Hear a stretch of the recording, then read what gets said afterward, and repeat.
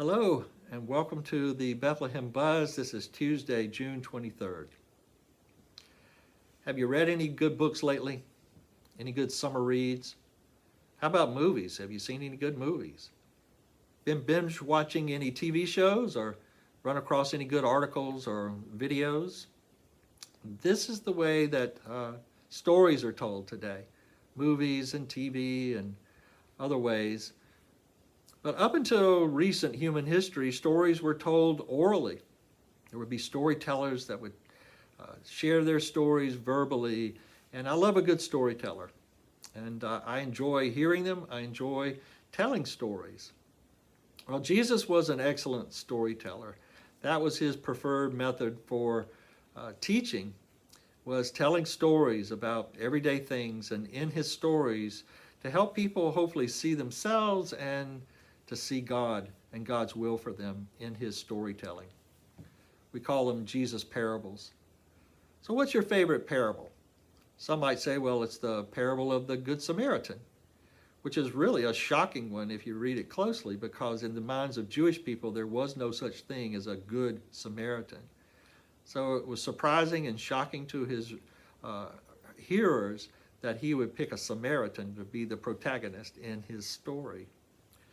Well, if you know me, you would probably guess that I'm going to say my favorite parable is the one we call the parable of the prodigal son, which also is sort of misunderstood or misnamed because it begins with a father had two sons. And so both of the sons are primary characters in the parable. But if I had to name it, I would say this is a parable about a loving father. And maybe that's a better name than the parable of the prodigal son. And you know the story, how a father had two sons, and the youngest son takes his inheritance, which are asked for it, and surprisingly is given it, and he immediately leaves home and squanders his inheritance. And that's what the word prodigal means. It doesn't mean wayward, it means wasteful. So he wastes what the father gives him. And finally finds himself in a crisis moment where he is out of money, and he's starving, and he's feeding pigs, he's in the pig pen, and he comes to his senses and realizes that he wants to return home to the father.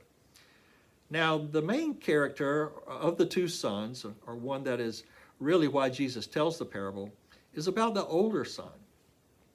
If you recall in Luke 15, the way this begins is that the religious people were complaining to Jesus about who he hung out with, people that he associated with, and these were folks that were not acceptable to the religious people.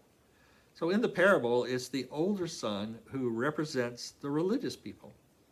And he is dutiful, he's where he should be, he's out in the fields, he's taking care of the father's business and the farm and whatever business is going on. He is the one that does that. So he's like the religious people who are dutiful to God and do what they're supposed to do, go to temple and give and keep the rituals and the celebrations and the holy days.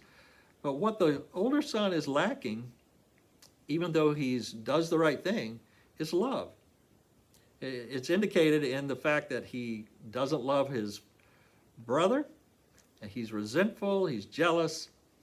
And James says, if you read the epistle of James, is if you don't love your brother, then you really don't love God.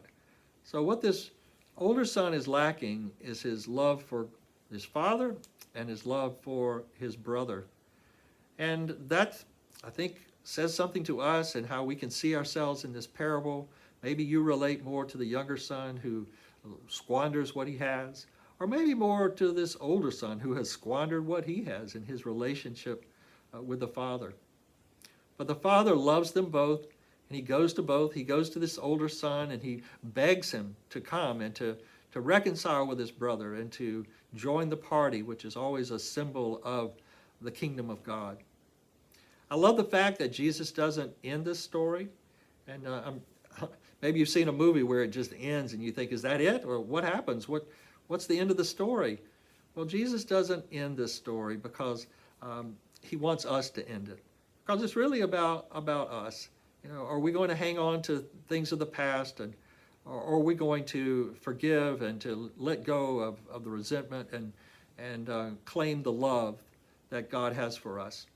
So we can end the story ourselves, and our prayer for all of us is that we will choose God.